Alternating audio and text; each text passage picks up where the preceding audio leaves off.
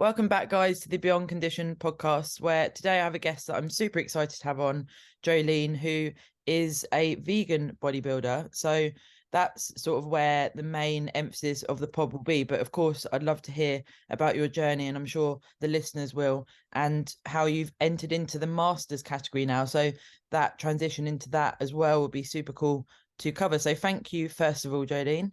Good morning. Thank you so much for having me on. So excited for today. Awesome. I always want to break into that song when I hear the name Jolene. It's the first time today, but it's normal. Yeah. So are you based in Scotland?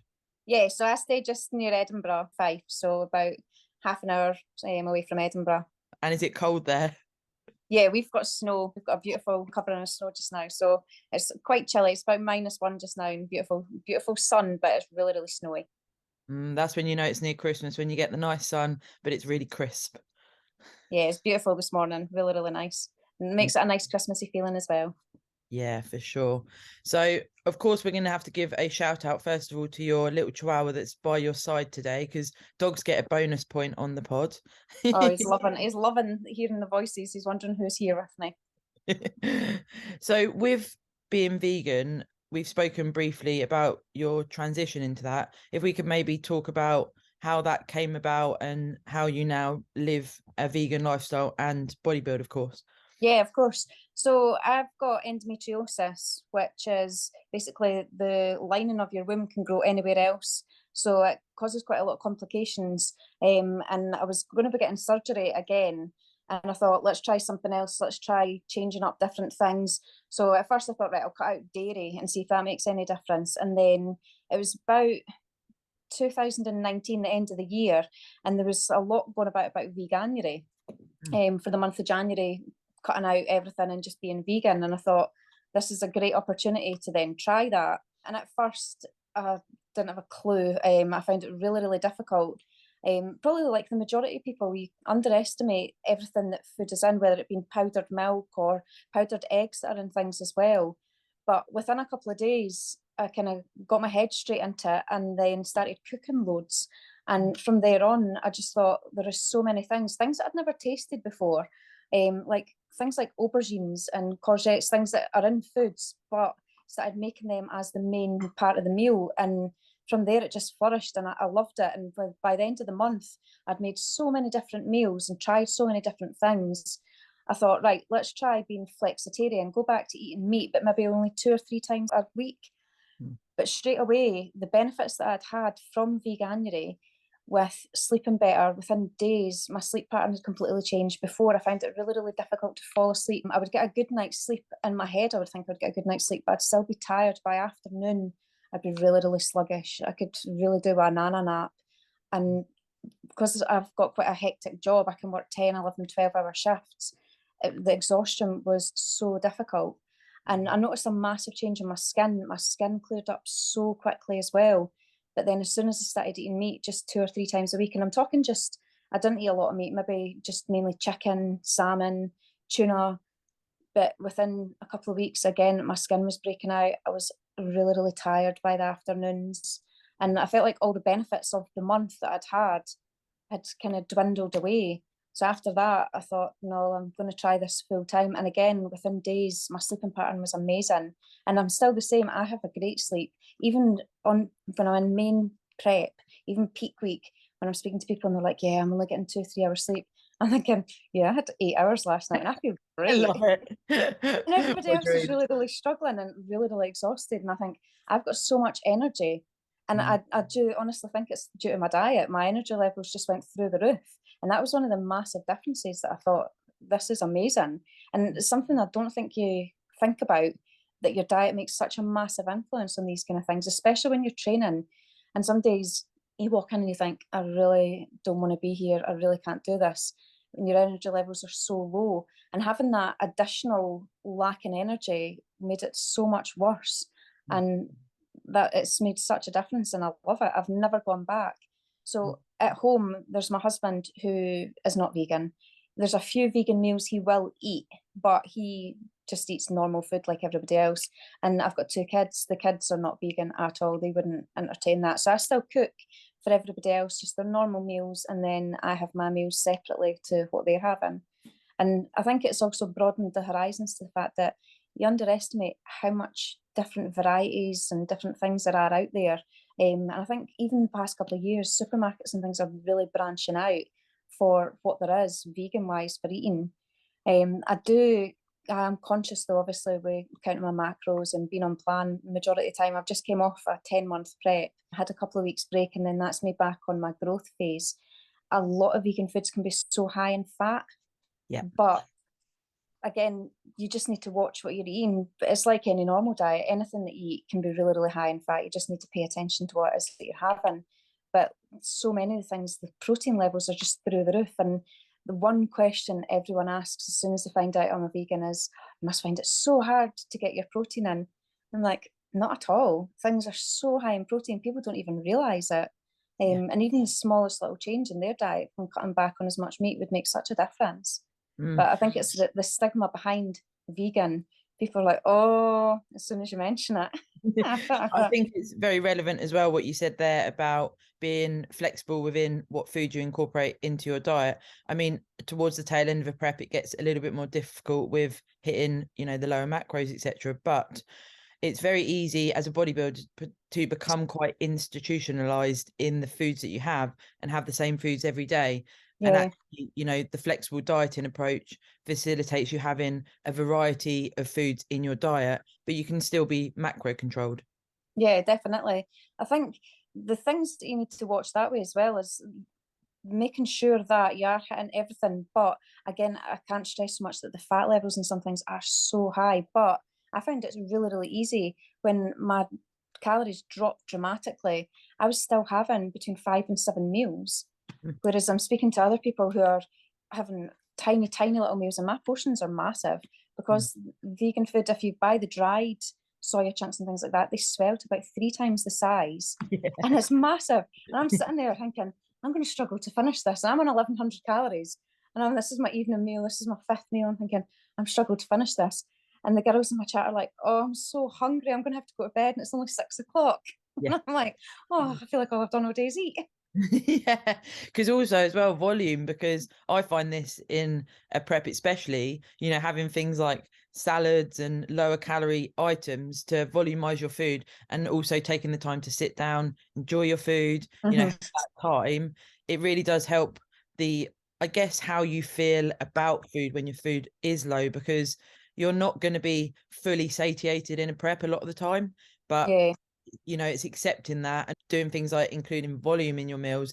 And also I find if I've got like a plate of salad with different colors and things, it's a little bit more intriguing than just chicken and rice all the time. Yeah, I think the flavors and things as well, there's so many different flavors and things that you can add, whether it be adding it to the chicken or adding it to your vegan options. It makes such a difference. Even like tofu, things like that, the smallest, like about a paprika even, makes it just so much better. And it's just the tiny little changes like that on a daily basis, having it every couple of days, a different little taste to it, because it's all about the texture. Especially so far into prep, the food becomes so routine that you forget that the reason that you're actually eating it. So it's a change in texture, the change in different things, making that a bit more exciting, because the flavors and things as well make it such a massive difference. Yeah, for sure. In your last prep, what sort of foods were you incorporating like on a day-to-day basis? It'd be quite interesting for the listeners to hear what a prep would entail on a vegan bodybuilding prep. Yeah, so starting for breakfast, then different options. There's bacon, which this isn't bacon. So it's like strips of bacon, and you open it and it's got quite a fishy kind of smell to it, which straight away when I tried it, I thought, but it's fabulous. It's absolutely brilliant. And again, it's for two slices of this, it's 0.2 grams of fat, and the protein level is about 15 grams of fat. Is really, really high. And then the best thing throughout the whole prep, and I'm still having them just now, is Linda McCartney's sausages. And they are the best thing ever. Having 2 of them, and thinking 2 sausages is tiny, but they swell and they're huge. Stick them in the air fryer 15 minutes and they're brilliant. Absolute best thing. And I'm on 3 of these now that I'm on my gaining phase. So it's my favourite meal of the day is having these. From there onwards, different things. So my main meals are going to be soya chunks or soya mince or meatless mince, which is my new favourite just now, frozen. So again, the protein in these is massive. As I said, the dried ones during prep, so 100 grams of the dried swells to about 400 grams. It's massive. Wow. But per grams, it's 52 grams of that is protein, pure protein. So the protein level is massive for making sure that I'm hitting every goal that way. And fat wise, it's 0.2 grams of fat. So there's virtually no fat in it whatsoever. And it's having that with either rice or potatoes and then as much green veg as possible. So it's lovely with like asparagus or loads of broccoli put through it. And at no point did I ever get sick through my whole 10 months of having that as a meal, having one for lunch and then one for dinner. And it was great. Peak week, that was what I was on every single day, mixing it with white potatoes or sweet potatoes. And again, at no point did I get bored of that. I really, really enjoyed it. And again, it's all about mixing it up with herbs and spices through it. Yeah, yeah. It's amazing what herbs and spices can actually do to a meal. Even just, you know, properly seasoning your food and then having, like you say, a bit of paprika or something. And if you were going to have similar meals throughout the day, one with paprika and one with a different seasoning, it almost feels a completely different experience, doesn't it? Yeah. I mean, a lot of things people say about, oh, like, well, you must really miss certain foods, like you must miss eggs and things. So obviously I have scrambled tofu, which now it's just the best thing ever. I would have that much more than I would have thought about having scrambled egg. And it's lovely. It's so nice. Again, having it as a breakfast option, just with a tiny bit of garlic, paprika, and a tiny bit of vegan butter. And it's so nice. It's really, really good. And again, these things are all so filling as well, and which is a main thing when you're in prep, is making sure that you're full and mixing things up because you get bored. I think couldn't tell you the last time I had a protein shake, because I don't have my protein as a shake anymore. I have it scooped into a bowl and I mix it up so it's like a mousse. Yes. And again, yeah, and it's just something that you do during prep because you're thinking, I need another meal, or putting it in the freezer and having it as an ice cream instead. And especially during the summer, that was brilliant, doing it that way. The kids are out having ice lollies and things, and I'm like, but it's fine, I've got my protein ice cream, I'm good. And is that the type of thing you would have for your last meal before bed? Yeah, so I've just now, because I'm gaining, it's different. So I have soya yogurt, 250 grams of soya yogurt with blueberries and a scoop of protein. And again, it's all about mixing the flavours of the protein, but my favourite just now, and it has been for months, is white chocolate and raspberry. Oh, yeah. And again, it's all about the texture. Some proteins, it's a hit or a miss when being vegan, because they're pea protein or soya protein, and they're really gritty and they don't have a lot of flavour with them, and they're not the best. But the white chocolate and raspberry is definitely my go-to just now, and it has been for months. What brand do you use for your protein? My vegan, so it's my protein, and that's their vegan version of it that way. Okay.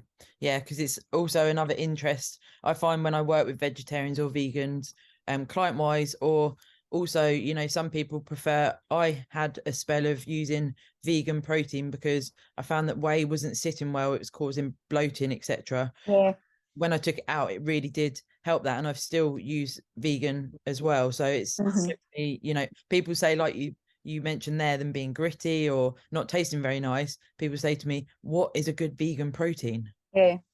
I've let loads of people taste it, because I mean, beforehand, I would have the strawberry cream one, and that was just the best thing ever. But I will let other people taste this one, and they would never even know that it was vegan at all, because it is so good. I've had quite a few bulk ones, and again, they are really, really gritty. But it depends what you're having it with. So if it's in yogurt, then the texture's so nice, doing it that way with some fruit through it as well. Or obviously you've got your skinny sauces and things like that, and they're all vegan, gluten-free and everything as well. But bulk do a butterscotch 0-calorie sauce, and it's amazing with all the proteins. It's so nice, just a tiny bit of that on it, just mixing it through, or having that on top of your porridge as well, your porridge and oats. Yeah, for sure. Porridge and protein is my go-to. That's my absolute favourite pre-workout as well. Do you know what I think? I think most bodybuilders just love oats. Yes. Yeah, when that gets cut, that's when I get really sad. Like when my coach is like, you can have 40 grams. I'm like, I'd rather just have yogurt and fruit, because I can't just put 40 grams in a bowl. Yeah. Just now, I'm on 70 grams oats. And at first I was like, 70 grams is just so massive. And I'm like, my cereal bowls can't even cope with that. And now I'm like, yeah, 70 grams, this is the best thing ever. I'm like, when is this going to be going up? No, it's staying the same, right? Okay. With the vegan and vegetarian diets, something that I guess I sort of have in my own mind is where some of the vegetarian in particular products are more processed. Is that something that worries you at all, or not really? Before, I would say I probably didn't eat a lot of processed foods at all, because I like making things from scratch, doing it that way. Like I said, this isn't bacon, that kind of worries me because that is quite processed. But when you look at the ingredients, there's maybe about 6 different ingredients in it. And the same, at the moment, I'm having what the cluck, which is basically like your packs of chicken that you get. And it's the same kind of texture, and it's made from soya, and it's brilliant. It's so nice. It's really, really good. Having that with pasta, it's really, really nice. And again, that is quite processed. But when you look at the ingredients in comparison, it's all natural ingredients. So being processed that way, it doesn't really affect it as badly that way. When you think about all the other flavours and colourings and things that you've got in some of the other foods that we eat, then it's the difference that way isn't as bad. I guess it's worth doing a bit of research and actually, like you've mentioned there, looking at packets and going for maybe the ones that aren't as processed. But like you say, you know, generally in life, things are processed. It's just more in a bodybuilding prep. That's when you'd start to look at your more single ingredients foods as a meat eater, I guess, because you're trying to use your macros as efficiently as possible. Yeah, I think people don't look at the ingredients on things, and I think if they did and they found out what was actually in things, they'd probably be quite concerned. I mean, post-workout, I have cereal. So I have, everyone at work calls it vegan, gluten-free, fun-free cereal. Because to them, it looks bland, whereas it's lovely with almond milk. It's great. I enjoy it. But everyone else is having like their Cocoa Pops and things like that, or other cereals. And one thing that really blew me away was the added vitamins and things in cereals. I never really thought about it until I realised as a vegan, I can't have the majority of like Kellogg's cereals. Yeah. Because of the added vitamin D. And I thought, well, vitamin D is brilliant. It's really good for you. Where's the vitamin D? And it's from the grease of sheep's wool, and that's the added ingredient. But it's obviously it's not put on the back of the packaging as that. It's called something completely different. And when people hear that, they think, oh, that's disgusting. I think, yeah, but you don't know what the other ingredients are because they're named something else. Because if you knew that it was that, then you probably would step back and think, do I really want to be eating that? Yeah, for sure. It's it blows your mind really when you do start looking at food packages and things like this. It's yeah, sometimes you look and you think, if you can't spell the ingredient, if you can't look it up and understand what it is it good to be eating it? Yeah. I think along the lines of as well, it's like face creams. You wouldn't put a face cream on your face that you wouldn't eat because of what the ingredients are, because if they're not natural, then you don't know what you're actually putting on your skin. Yeah. So have you also had an overhaul into what products you use in regards to skin, washing, all of this? Yeah, I mean, majority of my stuff is probably was beforehand all vegan. I've not really changed that way. I'll use a lot of Body Shop stuff just because the ingredients in them are pure ingredients and you can see everything in it. And I think all of the Body Shop products are vegan, doing it that way. So same washing powder and things. I've been looking recently at Small, it's SMOL, their products that they do for dishwashers and spraying things. I think it's just opened my mind a lot more to different ingredients in things, whereas before, something I really probably wouldn't have even looked at. Even like backstage, girls are going on before prep and I'm standing in my jelly tots and everybody else has got their Haribos. And I was like, and I was shocked to find that Haribo's colourings and things are from squashed bugs. Yeah, it's crazy. Like, also, you must be able to have Oreos, which is a good thing, but I Yeah. didn't realize they're vegan. But Yeah. a lot of that type of food, you know, it's going to be, there's not many vegan ones available that you'd know of in regards to like the brands that are well known. When I bake vegan items, you know, when you go down the aisle in Tesco or Sainsbury's or wherever it is, like you say, there's a lot available.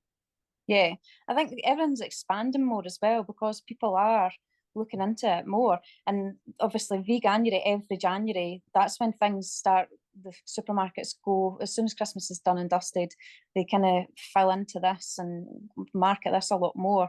And even restaurants and things bring out new menus just for the month of January, just for a new experience for people.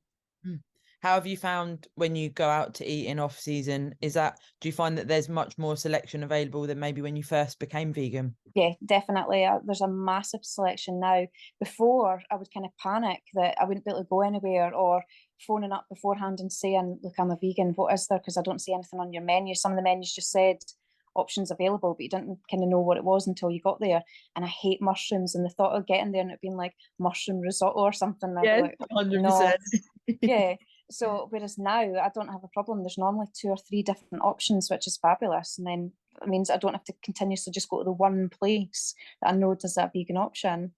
Yeah. And also, you know, with vegan food, I think sometimes in the past there's been restaurants that would maybe just put, like you say, a mushroom dish or whatever, put something together. But now it's like you can get some really cool flavors and different palate experiences from vegan things alongside meat dishes as well, if you want to. Yeah, adding them both together. I mean, when you look at a menu, I think you kind of underestimate the fact of what is in everything as well. Coming up to Christmas dinner menus and things like that as well. I'm loving the fact that so many places now have like a roast that's a vegan version of a roast, and they sound fabulous. It's going to be great. I always, when I go to festivals or if I go to like food festivals and things like this, as well as music festivals, I go for vegetarian or vegan options most of the time, because I also feel like peace of mind wise, sometimes the meat's left out for long periods of time, or you're not really sure if they're going to cook it properly. Whereas vegan vegetarian options, you can't really go wrong a lot of the time.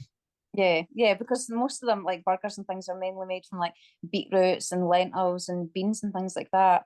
Then you're happy enough to eat them if they aren't fully cooked anyway. But yeah, I definitely understand that. And with it being off season now, so you said your oats have gone up and you're having cereal. Do you mainly get more carbohydrates from potatoes, rice, things like this? Yeah, so my evening meal, I've got up to 200 grams of white potato, and or I've got 50 grams of basmati rice, which is brilliant. It's so nice, and that the air fryer is just the best thing ever. Like off season, having potatoes done in the air fryer is just fabulous. The air fryer can do amazing things to so many foods. I actually once had a friend that put a fig roll in an air fryer, and I don't like fig rolls, but I was like, this is delicious. Yeah, It's that's also the spending time on cooking, isn't it? yeah. No, my air fryer has just been the best thing ever. Doing so many different things with it, and I think Santa may be bringing me an air fryer cookbook just to go from there forward as well.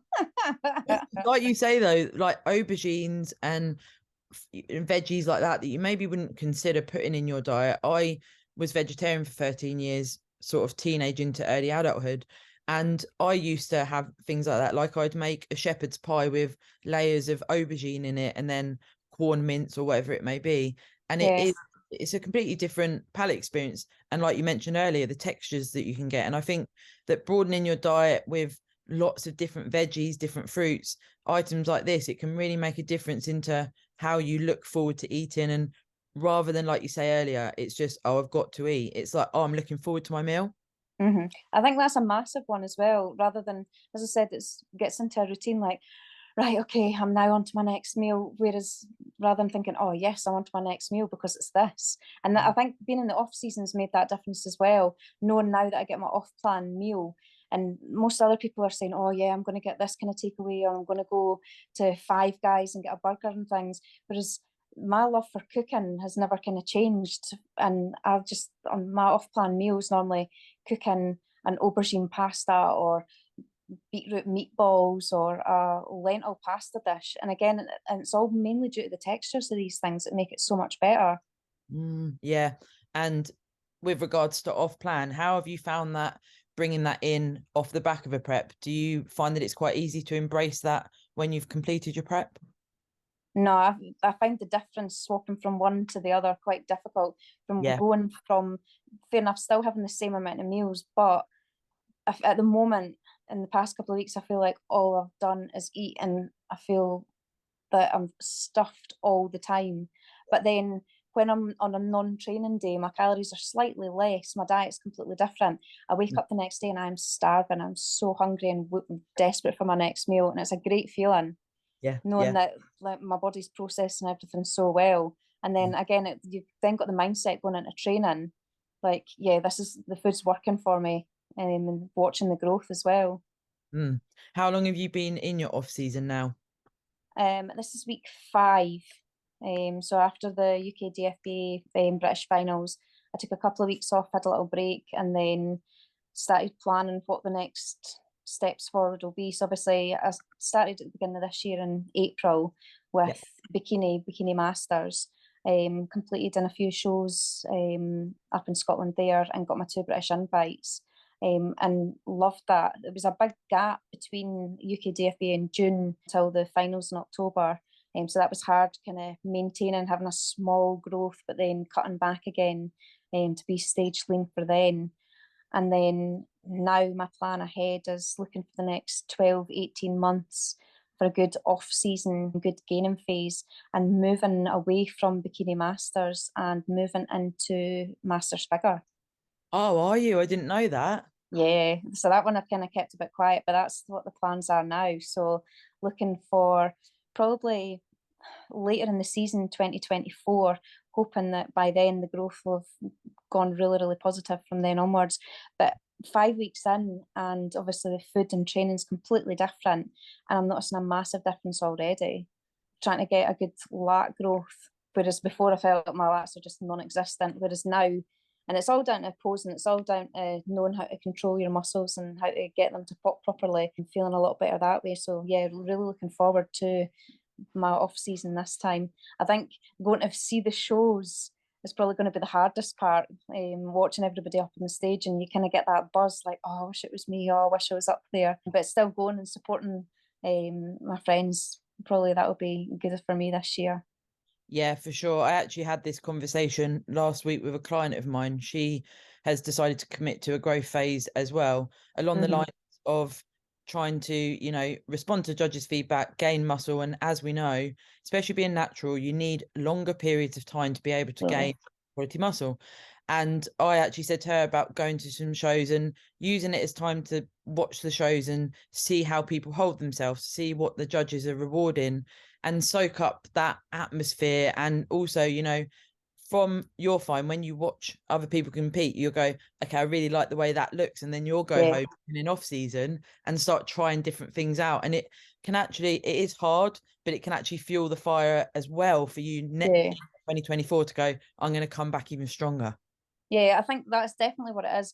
You're gonna get that buzz sitting in the audience watching it as well. It's a different feeling from being backstage and getting your tan done, getting everything, and then waiting and waiting and waiting. Because obviously, you know what it's like, bikini's always one of the last, and you're waiting for hours on end to go on. But then you get the privilege of watching everybody else up on stage as well. So I think this year I'm going to embrace watching everybody else, learning from that as well, because it's a massive sport to learn from. And it's a big, massive family atmosphere as well. So learning, speaking to people, getting different views on things as well, and seeing what kind of shows there will be later in 2024, where I'm wanting to start going from there forward. And do you know what federation you're going to compete with in 2024? I'm looking at NPA or BNBF, UKDFBA, all the natural shows. Hopefully we'll have quite a lot of them together.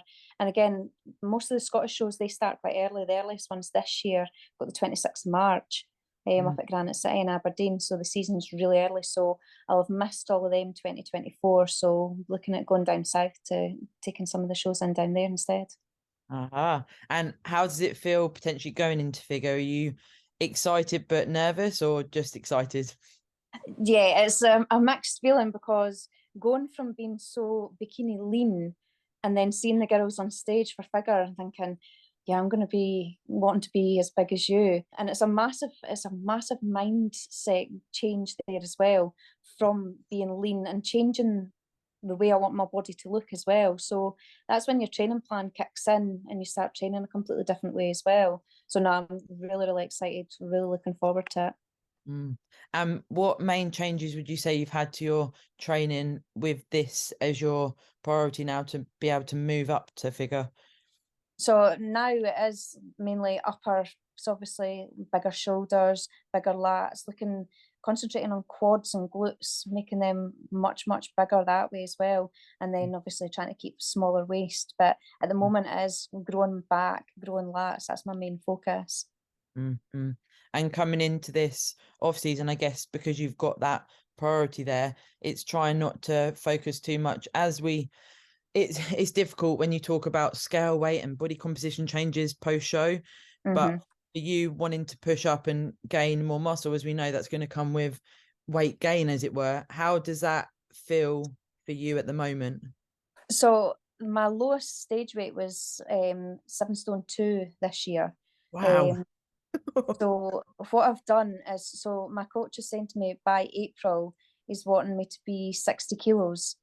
Mm-hmm. So what I've started doing is I'm not even looking at the stone and pounds, because I think that will just blow me away about how much I'm putting on that way, and just Yeah, keeping good it in idea. kilos, because I'm always gone for stone and pounds. Yeah. So now just focusing on the kilos and going from there forward, and thinking if I'm putting this on, then it's in a healthy way, because my diet is so clean that everything that I'm putting on that way, it's going to be good for putting that on. Mentally, I have kind of struggled looking in the mirror, and no matter how big I get, I'm thinking I'm huge. I'm still wearing my same work clothes that I was wearing when I was 8 stone, so I can't be putting on that much, like around my waist and like that. It's still small, but looking in the mirror, knowing mentally, like I used to be so tiny, but I think it's just changing the mindset and focusing on the goal, knowing that it's going to be reviewed in April and it's going to be reviewed in July again. And I think having the big goals ahead, the 18-month plan, looking at it again at 12 months, looking at it 3 months, I think that makes a massive difference as well, to see, am I on track? Am I going to be where I want to be to be stage ready for August 2024? Yeah, I'm really glad you said about that, actually, because it's something I mentioned on the pod about finding your why, because Yeah. we get wrapped up in a prep. You've got that, definitive goal. I'm going to compete. I'm going to step on stage. And then after, it's like, holy shit, what do I do now? And I've got to embrace gaining weight. And like you say Yeah. there, being stage condition, going into that transition of the weight scales going up is quite tough. But with having those smaller goals, those benchmarks, like you say, a review or, rough ideas. I think as athletes, we work well with figures or targets. So, Yeah. working with your coach to do that facilitates you feeling like you're still on track. Yeah, and same with lifting as well. It's having the mindset of, right, so I'm now 5 weeks into my off season. I'm getting so much stronger. Okay, so in 5 weeks' time, what kind of weights am I going to be looking at as well? I think that's always good to have that mindset going forward as well, having the aims of that. So, right, I'm deadlifting this. Okay, I'm shoulder pressing this. Going forward in the next 5 weeks, I want to be shoulder pressing this, and having that straight in my mind is also making a massive difference as well, in a really positive way. Mm. And when you came off the back of the show and had a bit of time out, was it to come away from food tracking and just enjoy foods and enjoy life a bit, or was there certain things that you were trying to aim to do in that period? No, so I think it was more spending time with the family, spending time just not stressing about what I was eating, when I was eating.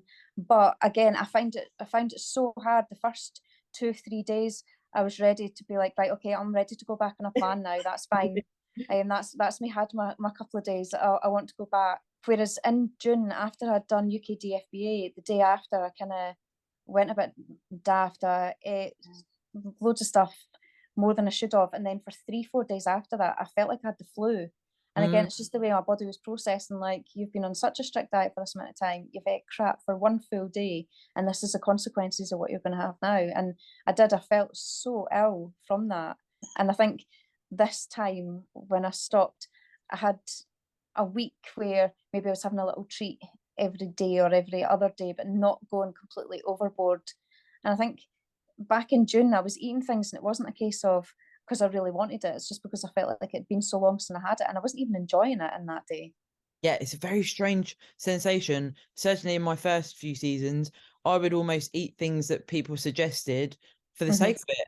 And I'd be eating it thinking, I don't know if I really like this, but people going, oh, you've got to have some of this, you've got to have some of that. And then you get into this, like you say, frame of mind where you're having things because you haven't had them for so long, but they're still Yeah, going to be there in a few months' time if you decide to have them then.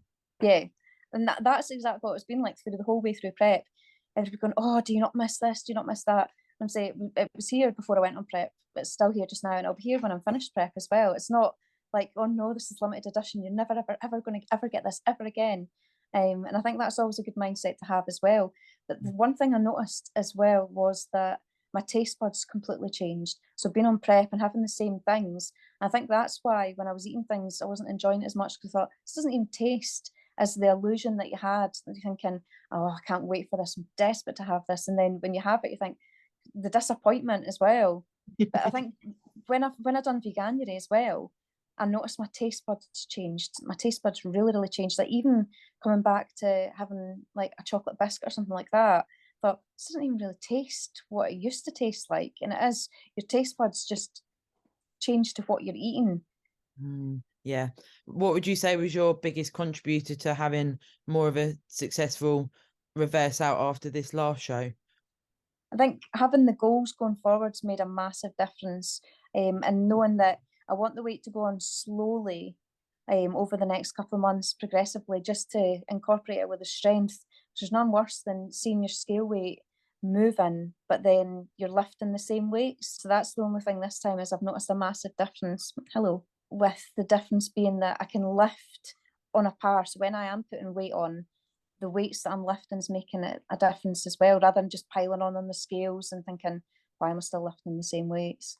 Yeah, it can definitely be a motivator for people. Once you get to that point after a prep, of course, you know, there is that restoration period where you are pretty fucked still for, you know, it can be very elongated periods of time. Another reason why it's good to bring your food up and, you know, have training as a focus. But yeah, those first 2, 3, 4 weeks, even now I'm feeling like I can lift a bit more and the intention is there more, but there's still a slight emptiness behind training. And I had my check-in today and my coach said, have you got a pump yet? And I was like, it's sort of coming, but it's not quite there yet. You know, when you get that proper pump.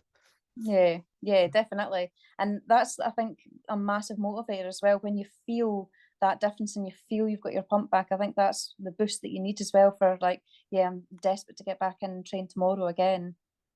Yeah. And how did you find your prep this year? Was it enjoyable? Was there times where it was really tough? At first, because you're so excited to be on prep and you're so excited because you know I'm doing this for a reason. Yeah, this is great. But that the gap between the June and October just felt like a lifetime. It just felt like it had dragged on. And then when people are saying, you're still on this diet, and I'm like, yes, I'm still on this. Yes. Yes, thanks for reminding me. Yeah, I'm still having that. I'm still having the same food. Whereas I do like the routine of eating the same thing every day. Obviously my meals are different on my non-training days, but I like the fact of eating the same thing every day. I don't have to go and stare at the cupboard and think, oh, what am I making for tea tonight? And I like that difference. At work, I know that you obviously have your lettuce, that you walk about with your lettuce, but I'm peas. I'm walking about with my tin of peas, like have as much green veg as you want. So I'm like walking around and looking at the recycling bin. It's like all the tins, and I'm thinking, yeah, there's like about 10 tins of peas in there. They're all mine. Yeah, because of course, as bodybuilders, which we speak about a lot on the pod, as you know, you get these sort of external comments and people looking and saying, oh, what are you eating? Or are you eating that again? And all of these things. And you sort of, I guess you become quite, at first you're almost resilient against it because you think, why are people asking me those questions? And then it becomes quite normal. Like you say, the peas in the bin, oh, that's Joe. And it sort of becomes part of your identity as well. And with you being vegan on top of being a bodybuilder, there's both of those added to your I'm walking down the corridor at work with my teaspoon and eating my tin of peas, and people are looking at me and I'm like, why are they looking at me? I'm like, to me this is just normal. I'm like, I don't understand what the issue is here. This is just me having like my snack. They're walking down eating their bag of crisps. I'm walking down eating my tin of peas. There's nothing wrong with that. Yeah, for sure. And it'd be quite interesting to hear actually how it is. So your husband and your children are on normal diets in inverted commas. How do they find your bodybuilding when you're in a prep, you know, measuring food, etc., in all phases? Is that quite normal for them now? Yeah, I think now they're just kind of, that's just the way that mum is. That's just the way that she does her food.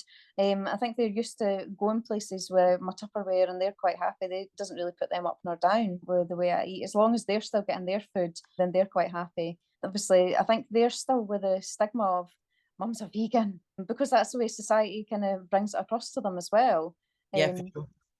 and there is that stigma behind it that way, but no, the kids don't mind the fact that, and they see the goals. Neither of them want to come to the shows, which is fine because it's a long day if you're a child, but they see obviously coming home with trophies, and they see that the hard work actually pays off for something. So it is good that way, that they're seeing the benefits of this, that I'm not just moaning that I'm having to do this and that and training and things, but they actually see the benefits at the end of it as well. For sure. And is your husband quite supportive of your bodybuilding journey? Yeah, he would love to jump on and do it as well, but it's the diet side that he would struggle with, doing it that way. And I think it's not even just the restriction of the diet, I think it's just knowing how long it takes, and especially when you're in prep, really seriously deep into your prep, he sees there's not the struggle, but he sees the focus that I have in my mind, and I think he's just not got as deep a focus for to do it that way. I'd love him to join me and do it as well, but he's happy just training and eating just normal and snacking and having all the little extras, whereas you kind of get that head and the goal ahead of you, and that's you straight into it. And I think if he had that mindset, then yeah, he'd do well as well. And would you say that the support from him and having that during a prep, or even in the off season when your body is changing body composition, does that help you as an athlete? Yeah, definitely. The support has been phenomenal. I mean, my husband understands that, I mean, he's trained for a lot longer than I have. He understands what it does to your mind, especially changing into the gaining phase, when I'm saying am I looking bigger? Am I looking quite a lot bigger? Or Well, okay.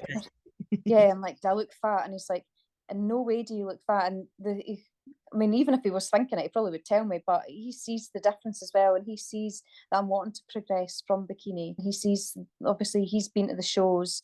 He sat for hours watching until we came on right at the end. So he's been there and watched everything as well. So he sees the goal that I have and the focus that I have that way. And he 100% is right behind me in anything that I want to do.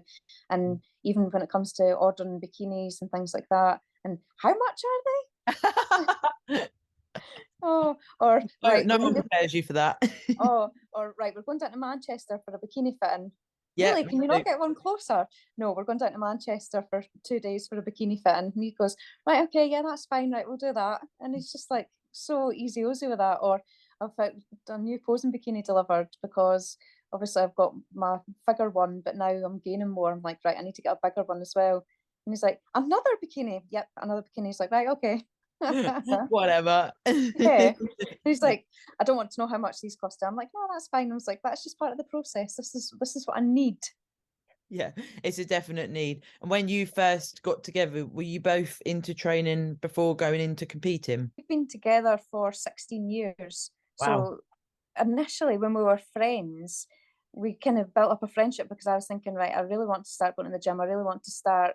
So he took me to the gym initially. And the gym that we went to, it's like an old style man's gym. It's not like the big flash gyms that you have now. So he took me and showed me kind of the basics, like squatting, deadlifting, benching, shoulder press and things like that. And then from there on, obviously our friendship progressed into more. And then we now train together, and our training together has been really well. Whereas previously, when we've trained together, we've not fallen out, but we kind of quabble about things. And he's so picky with stuff as well. And he'll say, oh, you're doing that wrong, or try doing this. And in my head, I'm like, I know better than you. So I'm like, right, okay. And then we'd end up falling out, and then we'd say, right, we'll just train separately. Whereas this gaining phase, we've trained legs together every week for the past 5 weeks. And we've gotten brilliant doing it, and we've both really enjoyed it. And I think it brings you closer together. You've got this joint interest, but the training together, and we've both said that, like, the training together has made us much closer the past 5 weeks doing legs. And at no point have we fallen out or quibbled or anything, and it genuinely is a real support this time as well. Whereas before, when I've said you want to train with me, I'd be like, oh no, you do all this crazy stuff. Whereas now he's enjoying the lifting heavier and training legs with me. Yeah, I think that it's definitely relevant for a lot of people, especially in a prep, when I hear this backstage a lot, and people I sort of come across that they don't really want to be around their other half, and the worst thing would be training with them, and they just want to be tunnel vision, and in the prep, but I've certainly found this year round, being with Matt and sharing it with him and doing some training together and things like this, I've actually really enjoyed having the involvement from him as well. Yeah, I feel like that. Speaking to people backstage and saying, obviously, my husband's sitting in the audience and things, and they're like, "Oh, my husband's not interested in this." No, yeah, And it's I very think common. I probably couldn't have done this year without his support, and it's been massive. Knowing, if anything, he's there behind me 100%. He's maybe doesn't have a clue what I'm doing or why I'm doing it, but he is behind me 100% no matter what. Yeah, it really does make a difference. And do you have other family members around that are supportive of what you're doing? So my sister, she stays down south, and she was up visiting for one of my shows, and they kind of were to and fro, like, well, we'll come and see it, we'll not come and see it. And then the tickets sold out, so I was like, oh well, that's obviously made the decision for you. My mum and dad, my mum just does not understand this, and I think it's more just an age thing that way. She, like, and then when I was really, really, really skinny during prep, she was saying, oh, this just isn't good for you, this can't be good for you. And in my head, I'm saying to her, yeah, I'm deadlifting this and I'm saying these weights. And she's looking at me with like blank faced. And to me, I'm like, this is really impressive. And my mom's just like, yeah, I don't understand that. And I'm like, right, okay. I'm like, well, I'll say to you, for the weight I am and I'm lifting like more than double my weight, that's really good. And she's like, right, okay, that's fine. Yeah, I'll let you do that then. Yeah. And then when I did come back and I was like showing her the trophies and things, and she was like, right, okay, so you've done that now. So is that you finished? So I think it's like, I think she thought that once I'd done it, I'd been on stage and I had got my trophies and things, that was me, like that phase was now past and I'll go on to my next phase. And I was like, no, I've got my next show booked. And she's like, another one?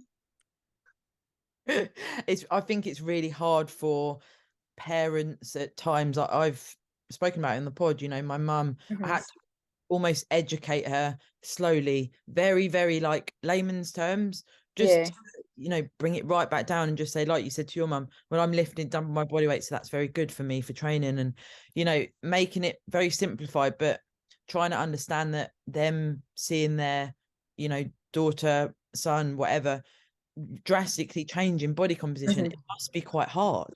Yeah, I think in my mum's mindset, when she sees me at my lean stage weight, she's thinking, oh, she must be eating nothing all day. And she said that before, like, have you eaten something today? And I'm like, yeah, I've had 4 meals already. And she's like, oh, it's 11 o'clock in the morning. I'm like, I know. I'm like that. At no point does my eating stop at all. And I think that's the mindset that she has, the fact that if I'm getting that low in weight, then it must be because I'm not eating enough. Yeah. And or saying to me like, you really need to be eating more, and thinking I can't eat anymore, I'm absolutely stuffed. But I think because the lack of knowledge in it that way, and I'd love my mum to come to one of the shows, but I think she would be so out of her comfort zone that I don't think she would enjoy it. And even if it was just to see me on stage, just to say this is what I do, this is what it is. So maybe 2024 I'll manage to persuade her by then. I think sometimes as well, them seeing you do it and actually getting context, like you say, to experience it does change their mind. Yeah, because obviously she's seen the massive change in the last year, in my weight. She sees, and it'll be, oh, have you trained today? I'm like that. Yeah, I was at the gym at 6 o'clock this morning. 6 o'clock, that's so early. And I'm like, yeah, Yeah. but the kids are in bed, and it means I've got the whole day to myself. And I think the fact that going from training like 6 days a week or training 5 days a week, like my mum didn't see that as being a hobby. She's seen that as being like another full-time job, because obviously I've got work, I've got the kids, and then I'm now incorporating something else as well into that. I think it's all about time management, and other people don't kind of understand how you manage your time with things, but you prioritize everything. You always do. Yeah, for sure. And did you say that you do night shifts as well with your job? Yeah, so I do different shifts. I do day shift, back shift, night shift. I've just changed roles, so that's me stopped my night shifts now. But throughout the whole way through prep, I'd finish a night shift sometimes, and then I'd go in straight to the gym when I finished at 7, and then train, and then come home, then go to bed. So some days after night shift, I wasn't getting to bed until maybe 10, 11 o'clock, and then I'm straight back in again that night for another night shift. But again, when you've got that goal in your mind, nothing kind of stops you from what you're wanting to do. And other people at the gym are saying, you've just finished night shift. And I'm like, yep. And I think other people are shocked at that as well. But when you want something so badly, you make these compromises and you do these things. And at the time, I'm thinking, that's just normal. This is what I want to do. Whereas now I only do day shifts and back shifts. So my training's completely changed that way, and that's I'm happy with that as well. But if I went back to the night shifts, I think I would still do the same. I'd still train straight after night shift as well, because you're still eating like you would do during the day. So I'm still having my meals throughout the night as well. Yeah. I think that's definitely something to consider for people doing shift work, is working out your meal timings around your training time, and like you say, planning and scheduling, especially with 2 little ones, it's going to be key for you to be able to adhere to this long term.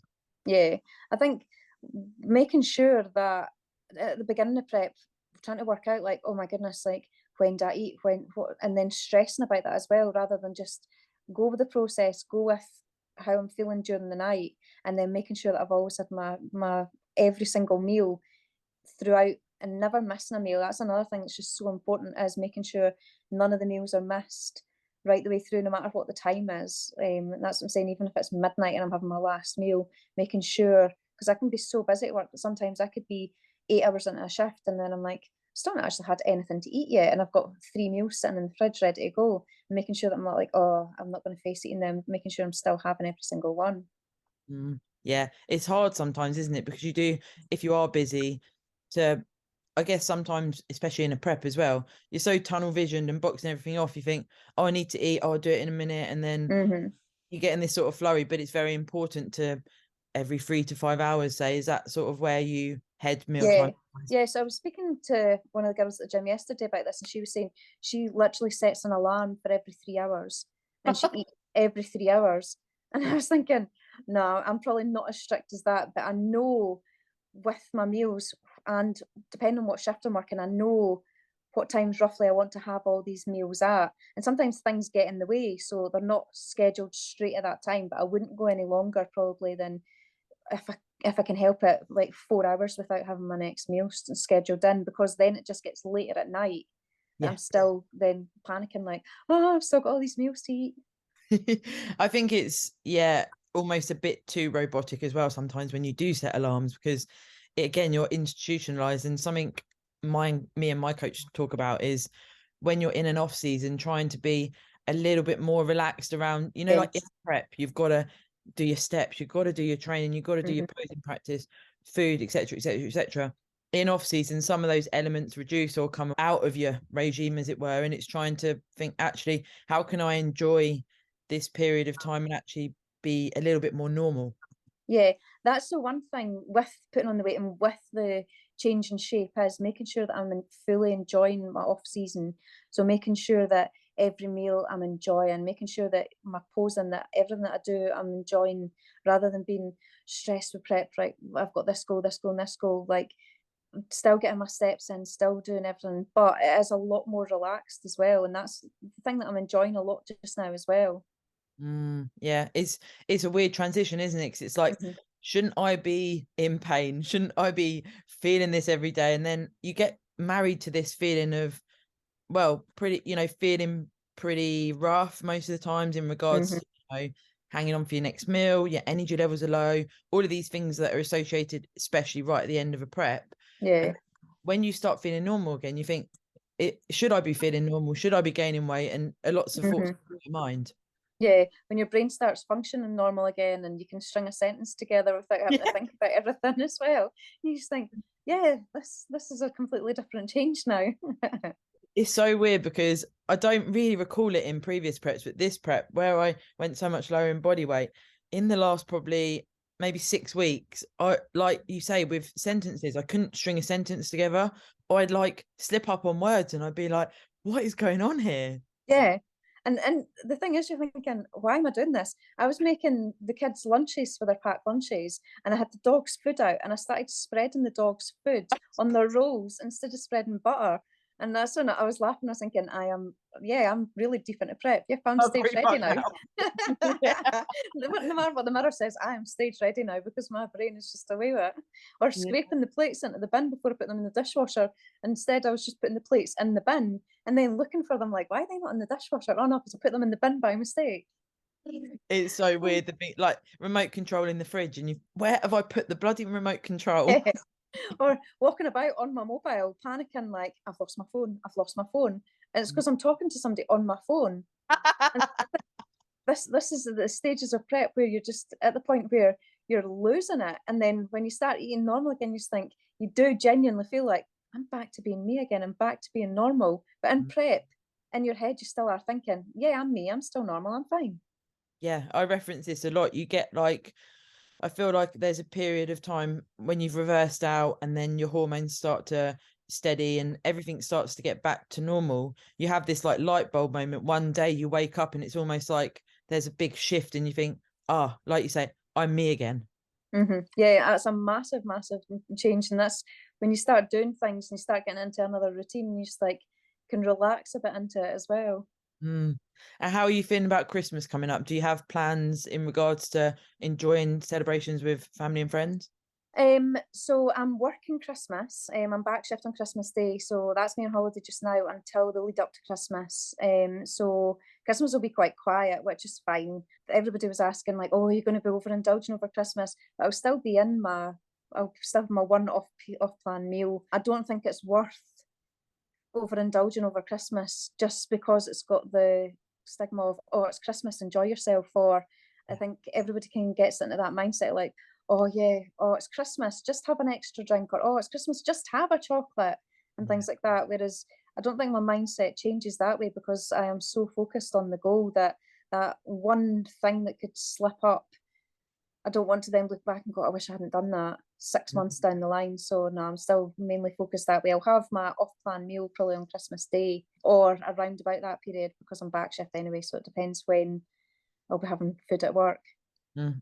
How do you sort of plan your off plans? Do you have your normal food plus a meal on top, or do you? So I swap it out for my evening meal normally, depending on what it is that I'm having. So I'd had my off-plan meal a couple of weeks ago, and I'd made meatballs and spaghetti. So I'd had them, and then I came home from my back shift, and there's this beautiful package sitting in a little box, and I was like, oh my goodness me. And I think I'd finished work early, so when I came home, I was like trying to negotiate my calories in my head, thinking, right, okay. And that's when your cookie had arrived, and I was like, right, no matter what, I still have to have this. Did you enjoy it? Oh, it was fabulous. It was Yeah. absolutely brilliant.